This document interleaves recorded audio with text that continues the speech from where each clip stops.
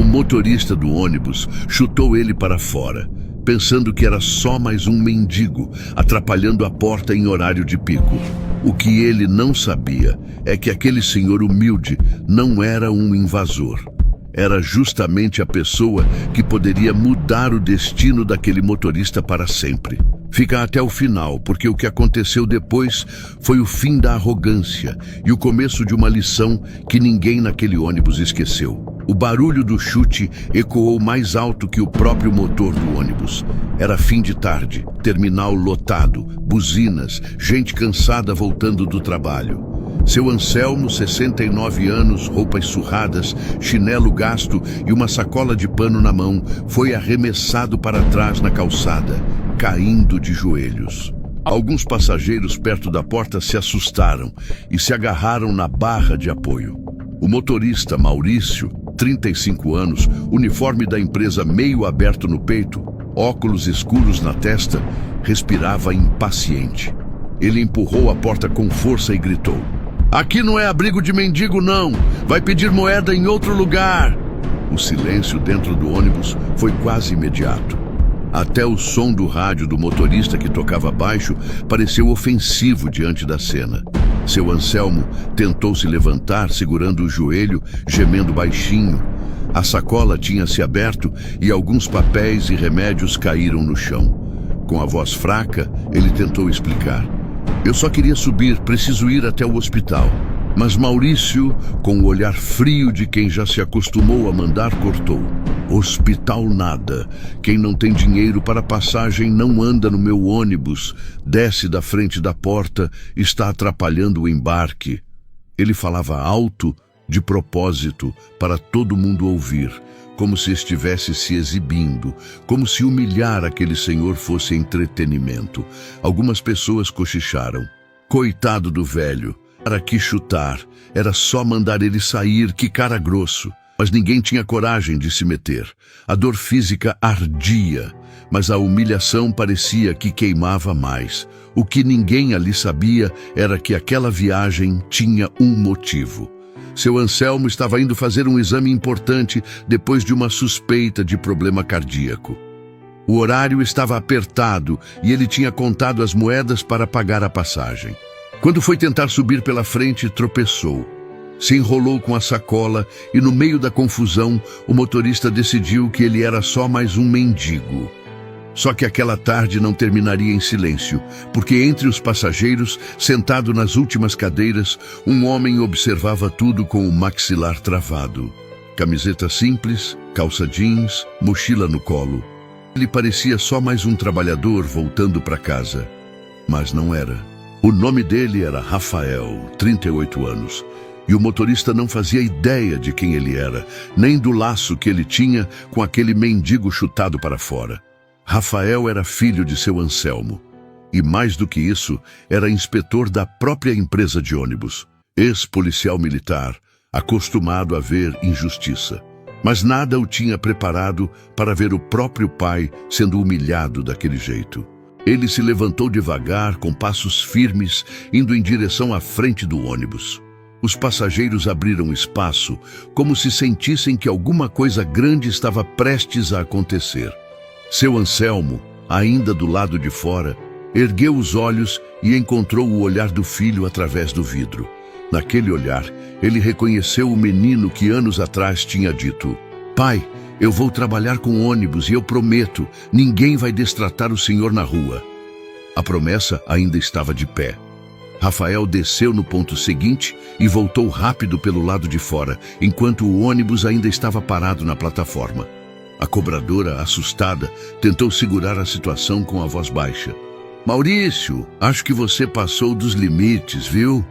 O motorista riu, debochado: "Se eu for sentir pena de favelado e mendigo, eu não saio nem da rodoviária." Antes que ele terminasse a frase, Rafael surgiu na porta, firme com o olhar fixo.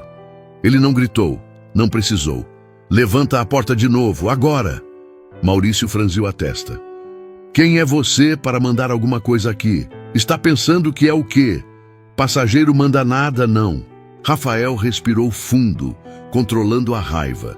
"Eu não estou falando como passageiro. Ele puxou a carteira funcional do bolso e mostrou. O emblema da empresa de transporte brilhou na frente de todos. Eu tô falando como inspetor da empresa e como filho do homem que você acabou de chutar do meu ônibus. Um arrepio percorreu o corredor. Alguém lá do fundo soltou um "Eita!". Uma senhora que tinha gravado tudo com o celular levantou o aparelho ainda filmando. Maurício tentou rir, mas a voz saiu falha. Isso é pegadinha, né? Mentira que esse mendigo é seu pai. Rafael deu mais um passo para dentro. O nome dele é Anselmo. Trabalhou a vida inteira como pedreiro. Ajudou a construir metade dos prédios dessa cidade. Ele não é mendigo. E mesmo se fosse, ainda assim, você não teria o direito de encostar um dedo nele. Um burburinho tomou conta do ônibus. Era justiça contra abuso na frente de todo mundo. Maurício tentou se apoiar no velho jogo de poder. Olha aqui, eu tô nessa linha há 10 anos. Eu conheço tudo aqui. Quem manda em horário de pico sou eu. Esse terminal enche de gente querendo entrar de graça. Eu não tenho culpa se seu pai parece mendigo. Os olhos de Rafael se estreitaram. Não é a aparência que define quem ele é, mas o que você acabou de fazer define quem é você. Ele se virou para os passageiros. Alguém gravou o que aconteceu na entrada? Uma senhora levantou a mão. Eu gravei tudo. Desde a hora que ele empurrou o velhinho até o chute, a sacola caindo, as palavras que ele usou. Se ele negar alguma coisa, eu tenho prova. Outro rapaz completou. Já joguei no grupo do bairro. Isso não vai passar batido, não. Maurício começou a suar. Os ombros ficaram tensos. Vocês estão exagerando. Isso aí é só estresse de fim de dia. Eu não bati em ninguém. Ele se jogou. Rafael não se abalou. Eu perguntei para o meu pai lá fora. Não foi acidente, foi covardia. Ele encarou o motorista. O que você fez não é coisa de profissional, é coisa de covarde. Maurício bateu a mão no painel, irritado. Vocês não sabem com quem estão falando. Eu conheço todo mundo da garagem. Sou amigo do supervisor. Se eu cair, levo gente junto. Rafael deu um meio sorriso, frio. Interessante você falar em supervisor. Ele tirou outro crachá da carteira.